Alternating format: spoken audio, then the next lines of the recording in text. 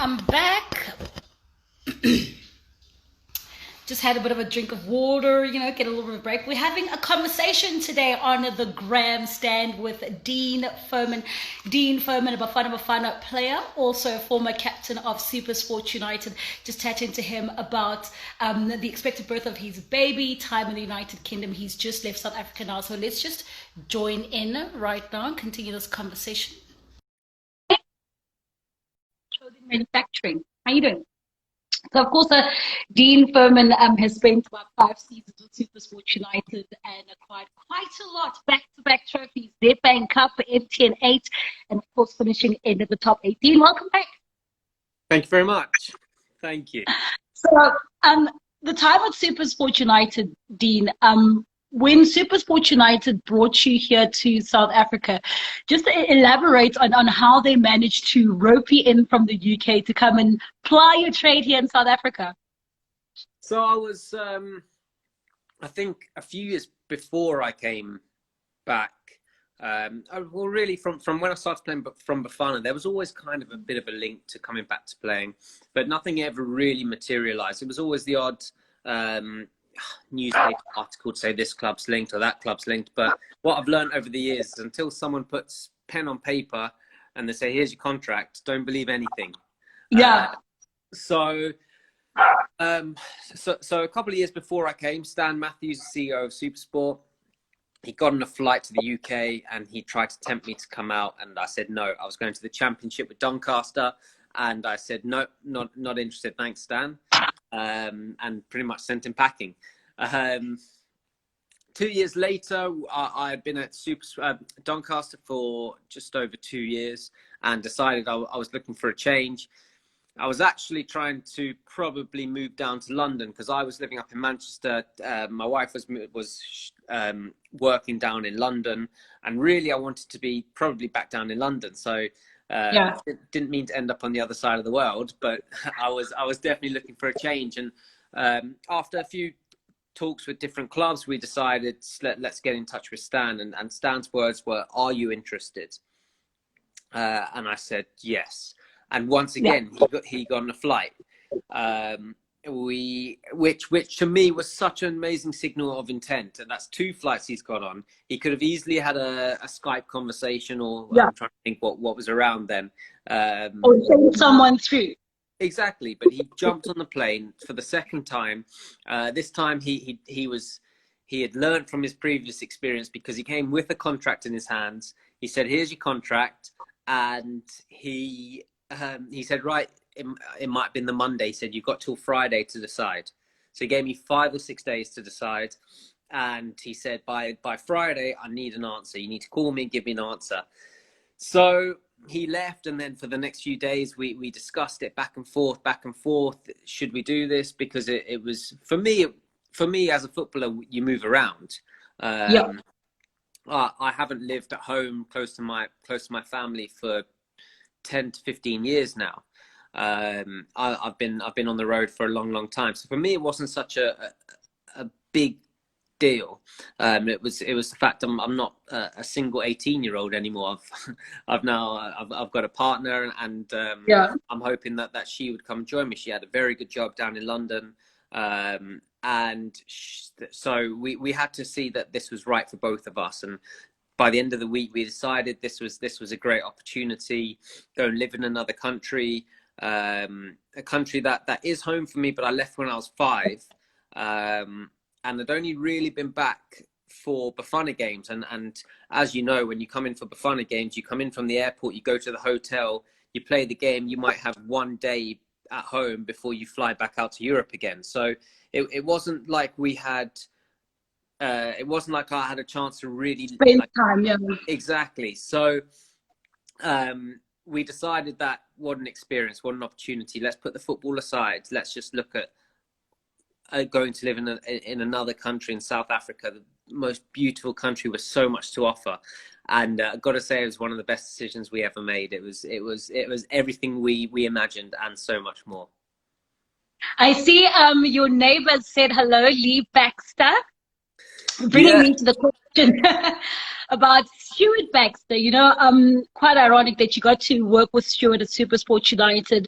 He got to be your coach also at Bafana Bafana. But taking a look at the coaches that you've worked with over your footballing career, we spoke about this time when you were at Chelsea Youth Academy with Brendan Rodgers, Caetano Tembo, Stuart Baxter, Gordon Eggerson. What is it that you've learned from all these managers that you've worked with? I think I like to take a few key things from all of them, and what I've found the best thing from all the managers I've worked with, the best managers make everyone feel valued and important. And football's a squad's a really tough dynamic to keep everyone happy, because on the one hand you've got 11 players who are playing on the weekend, they're having a great time, they're in the team. They're playing, they're getting that winning feeling. You then come in on Sunday and that team gets to do a nice little recovery and a stretch, whilst the boys who didn't play have got to do an extra hard session because they haven't played. So your 11 are happy, that's fine. For me, the sign of the best managers make everyone feel important, whether they're playing or not playing. Make those boys, say there's 15 of them who aren't in the starting 11, they feel valued, they feel important, they feel like they've got an opportunity if they perform well in training that they're going to play. Because ultimately that's what we want to do. Being on the bench is not acceptable. We want to play. So for me, and certainly Stuart was one of the best at that. I remember the feeling within the squad of total unity behind the coach. There wasn't like one guy hasn't been playing. Okay, obviously he's upset and he's angry, but use that anger to try to get yourself in the team, as opposed to using it to dismantle the team. Exactly. And when on the flip side, when you have a lesser manager, that's gonna happen. Guys are gonna feel undervalued. They're gonna feel like they lack importance, like they're not worthy of being there. All of a sudden, they're going to form a little group with the other players who feel like that. Now there's divisions within the squad, and not everyone's pulling in the same direction. And certainly over the managers that I've found, the best managers are able to keep that squad together, keep them pulling in the same direction. So I was very lucky to work with some great managers. I mean, there's some English managers as well who I've worked with over here. Or British managers who, I mean, the likes of Brendan Rodgers, Paul Dickoff, Stuart McCall. These names might not be familiar to the South African fans, but these were legends as players as well. And to work with people that I watched when I was a young boy, to then have them as my manager was extra special. And to work with them, the passion that they had.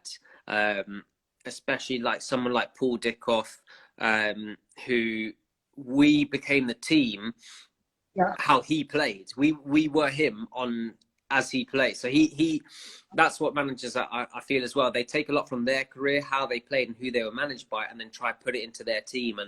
And it's great getting to work under so many different managers and having so many different inputs into your career. There's so many different styles of manager, but certainly those who are passionate and those who make the whole squad feel good are the best that I've worked with.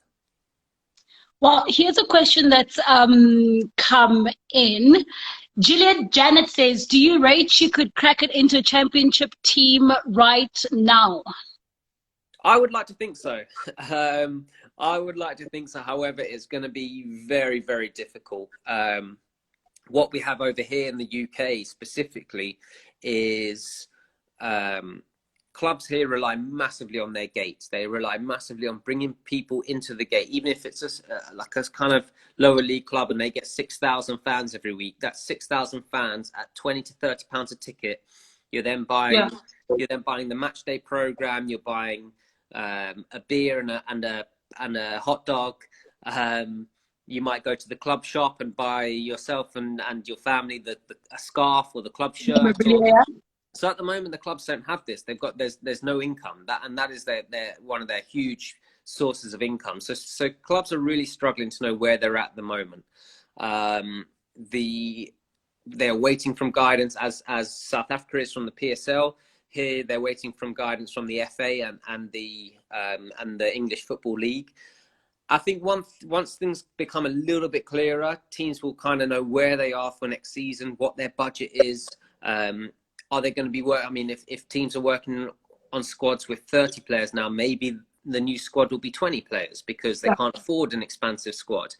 So teams at the moment are they're taking their time. They're trying to find where they stand as a club and where they stand within the league at the moment. So I'm going to have to be patient. The Championship, I would absolutely love to get back into the Championship. It's such a fantastic league. What's difficult as well is my age. Unfortunately, once you're over 30, things become more difficult. And I don't feel any different within myself. Yep. But on paper, I'm over 30. And I know straight away there's certain clubs out there that will not sign a player who's over 30. That's just their rule. So now that's what you're up against as well. The other difficulty is over in the UK, there will be, I think, 1,400 players out of contract for next season who are all going to be in my position looking for clubs. So that shows you the level of competition. There's going to be players who are desperate for clubs, and I fall into that category. So it's going to be incredibly difficult. We are on the lookout. We of course I want to play as high as possible. So hopefully in the next coming weeks and months, we'll be able to sit down, have good talks with clubs, and hopefully see a few contracts, because that is what we're all trying to achieve right now. And I have to read through the comments. KP Mal says, with the young talent coming through at Supersport United, who is the most likely one to play in Europe and do well? Ha! Yo, okay. So it's a great question, and the one young player who I believe, I don't think ability is the question. Ability is not the question, because in South Africa, the natural ability we have is frightening, absolutely frightening. I mean, if you just watch the guys messing around, not doing a serious training session, messing around, you'll be blown away by I would stand there, like, kind of, if we're waiting for the coach or the warm-up to start and the boys are just messing around with the ball, mind-blowing how just natural and easy it looks. And you got me all scruffy and tackling, and it all looks a bit ugly. Checking midfielder. Yeah. So it's not a question of ability. It's a question of ability mixed with mentality. And if I look at, for me, the player who could really go on and progress is Thato Moeng.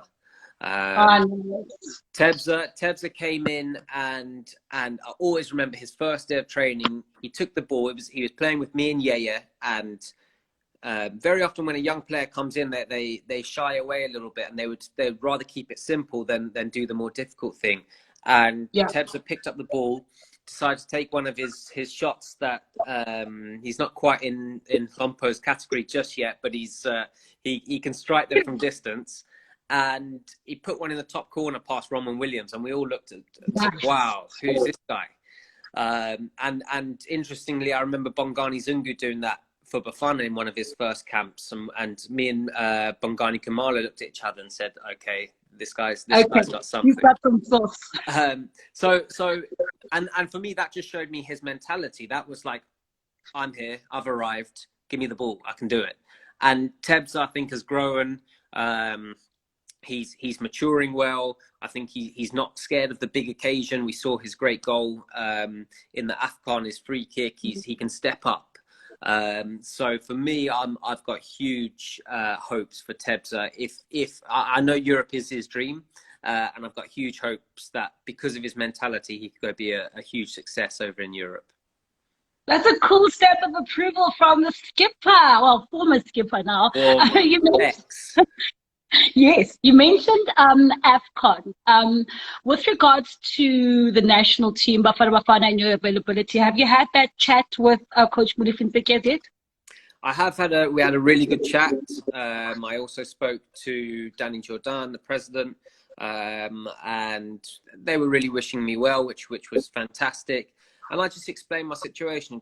I explained that I'll be looking for a new club, and hopefully once I find that club, we'll be able to sit down, have an open conversation about how we might take it forward. And obviously the Bafana squad is selected purely on performance. So that's first and foremost, got to be performing to a level that warrants a selection. So the coach is, what he does, he knows what I offer. He knows what I bring to the team on and off the field. What's going to be difficult, and something that we're going to have to try and make a plan around, is the fact that if I don't make it into the Championship or obviously the Premier League, if you go below that, there's no international breaks. So when there's international games, the league still carries on. So that's going to be difficult to say to a club, well, sorry guys, I'm off for 2 weeks. I've got qualifiers, but the league's still going on, and who pays the wages? The clubs pay the wages. So that could be an interesting juggling act. So as I said, we're going to have an open conversation with myself, the club, and the club that I eventually sign with, and Coach Malifi and Bafana. So hopefully that can go well, because I would love another shot at the AFCON, and certainly another shot at the World Cup, because that's the one, unfortunately, that's eluded us for so long, and that's any player's dream, to play in the World Cup for their country. Putting it out there in the universe, those feelers, the universe does hear you, Dean. You're calling for the World Cup. Bafana will finally make it. You also spoke about finding a club. Are you specific, and have yourself and Tash and your family and your agent had the conversation about specifically only a club in the UK? If a club in Asia or in perhaps Australia approached you, or perhaps here in South Africa, would you consider that, or are you really, really trying to build and grow a family out in the UK? Well, ideally, that is our first protocol. We wanted to be closer to family. That was the reason behind the decision. It wasn't a football decision, because I was incredibly happy at Supersport, and we were winning stuff. Every year we would be in a final, we'd win something. I keep saying I'm very proud of the record that neither Chiefs nor Pirates won anything whilst during my 5 years in South Africa, and that's great credit to us at Supersport, to the likes of Wits, to the likes of Sundowns, who've dominated for the last 5 years. So that's something. Who else is there? Free State. Free State Stars did win it in TS Galaxy, but I mean, those are 2 seasons of the Nedbank Cup that were quite interesting. Yeah, exactly. So I'm very proud of that. So football wise, I was so happy at Supersport. So certainly didn't leave for football reasons, but we left for family reasons. And now we want to be closer to home. That's key. So Europe is an option, because hopefully when the world gets back to some sort of normality, Europe is a 2-hour flight away. So actually you could be closer to home playing in a place like France or Germany than the south of England. So that's a consideration. It's not exactly what we're looking for, but if the right opportunity comes along, then we have to consider it. In football, you can't always dictate where you're going to end up. Sometimes the right opportunity comes along, you have to change your plans, and that's something that we will consider if the right opportunity comes along. But primarily, we would like to be in the UK. Well, Mohammed Kalak is sending you love from Egypt, so maybe you might just consider something from Zamalek. I'm thinking that's Mo. Mo, who was with us, who was our chaperone in Cairo. we used to call him Mo Salah, remember? Mo Salah, the Mo Salah hairdo. The players absolutely loved him. He was fantastic. He was so desperate for a game, for a training session. Right? He came down to training every day with his boots ready for the call up. I don't think he ever got it, but he was fantastic. He was really, really cool. He was really, really cool. Doc also sends a message. Great professional you are, Skipper. All the best in your future endeavors. This totally does take me back to Cairo for just 2 seconds. You know, everybody coming in. Dean, it's time to get into the dungeon. Let's go there. Cannot leave without going into the dungeon. Mo was also sending some more love. So it is probably Mo sending you love from Egypt. So with regards to the dungeon, Dean, it is quite simple. You enter the dungeon and then you tell us 5 secrets or facts about yourself that nobody knows, that not even Tash knows. Like Oh, those deep secrets that are going to get you into so much trouble when you get off those Instagram live. I've been racking my brain for these 5. I'm struggling. I'll open up to you as well to throw some questions back at me if there's anything you want to know. No. We'd like you to open up. Okay, so firstly, from a football perspective, I'm a big Chelsea fan. But what people don't know is when I first came to the UK as a 5-year-old, I was a Spurs fan for 5 or 6 years. Me and my dad, we used to go down to Spurs. Yeah, I can see in your face, so I'm not proud of it either. I was a Spurs fan. Me and my dad, I was a junior season ticket holder at Spurs. We used to go down to White Hart Lane. I've even got a picture of me in a purple away Spurs kit, which I hope I've burnt somewhere. But I was, originally I was a Spurs fan, and then probably at the age of 9 or 10 when I started to play for Chelsea, that's when I became a Blue.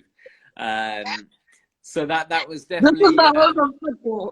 Yeah, I've tried to keep that secret for a long, long time because I'm a big advocate that you've got your team, you do not change your team. That's it. You don't change the team, yeah.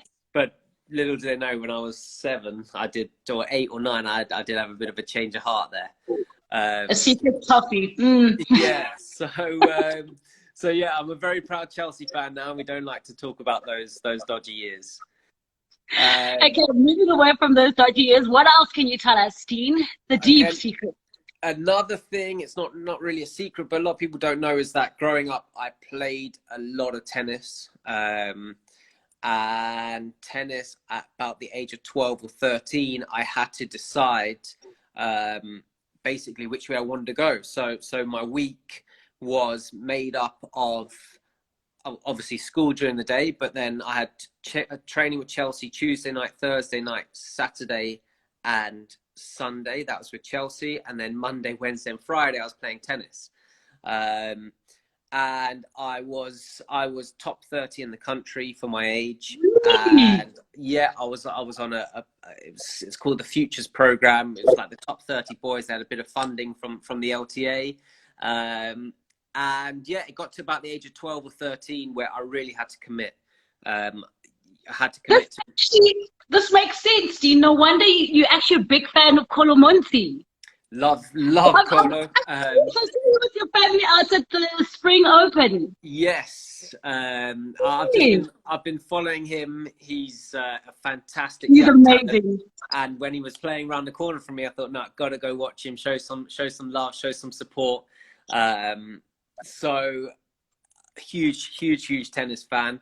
I'll throw this in there as well. Terrible temper. I think you see me on the football pitch, but I did have a bad temper, and yeah, my mum wasn't best pleased with that. She used to dock me. She used to fine me if I used to chuck my racket or swear on the court. She used to take my pocket money away. So yeah, I had a bit of a bad temper on the court. I think you've seen a bit of that on the football field as well. That was also on the court, but now tennis is not so serious, so I'm all relaxed on the tennis court, which is great. Do you think it's a competitor in you? I think so. I'm very different off the court. I'm court or pitch. I'm very relaxed. Yeah. I mean, you can ask my teammates. If I lose in training, I'm miserable. Absolutely miserable. I think it's just that will to win. Even a training match, which means absolutely nothing, will hurt me. It will ruin my afternoon if I have a bad training session. I'm miserable. I'll come home from training, I'll be miserable. It takes me a good couple hours to get over it.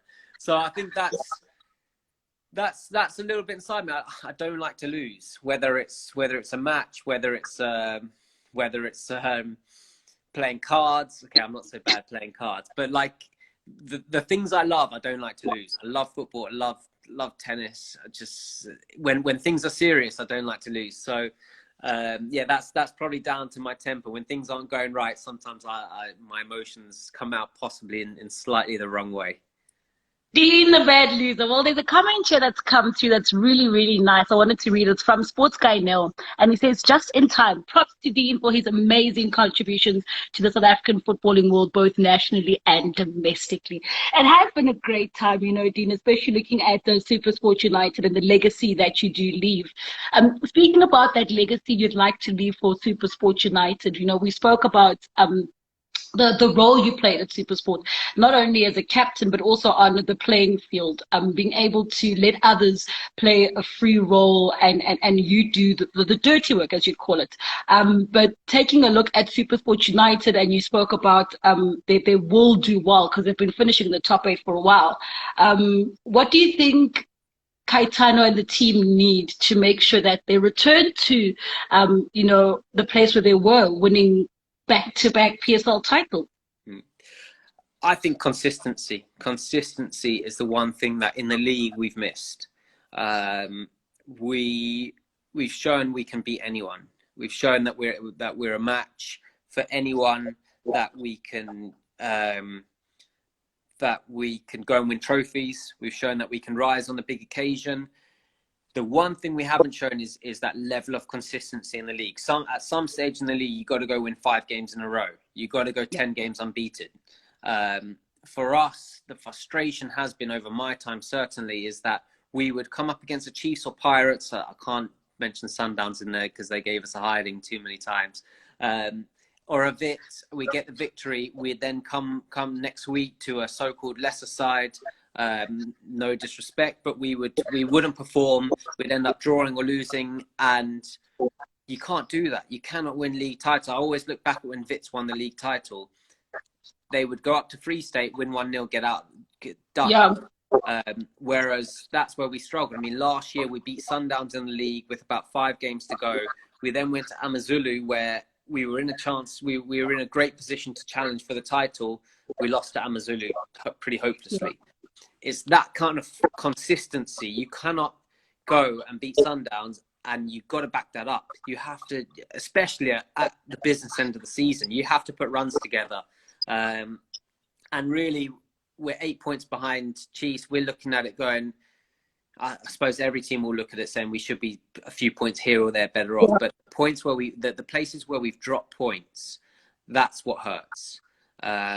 That's where we've really let ourselves down over the years. Certainly against the teams down the wrong end of the table. That's something that if Supersport want to win leagues going forward, they have to put right that level of consistency to win the league.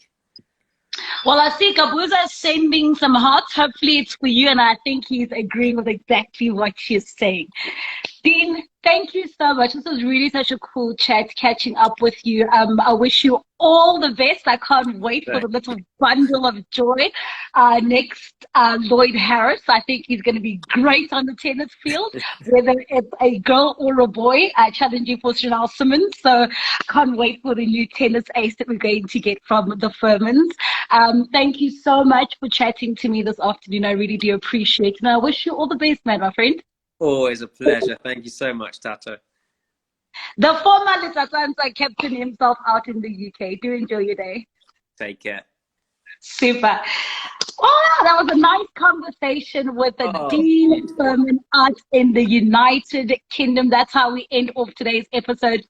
Gramstand. I do hope you enjoyed it. Catch us again tomorrow right here on my Instagram live account. It's from 2 till 3 p.m. Thank you so much to Liam McCody, the producer, and I hope you also do go and check out Vision View Sports Radio and what they're doing. Remember, from 10 a.m. till 1 p.m. every single day, there is a show on the go. It is www.visionviewsportsradio.co.za. Also go through to their Instagram page, Vision View Sports Radio, or their Twitter page that is visionview_SR. Until tomorrow, do enjoy yourself. Don't do anything that I wouldn't do. But then again, there isn't much that Auntie wouldn't do. Sports guy, thank you so much. Enjoy today.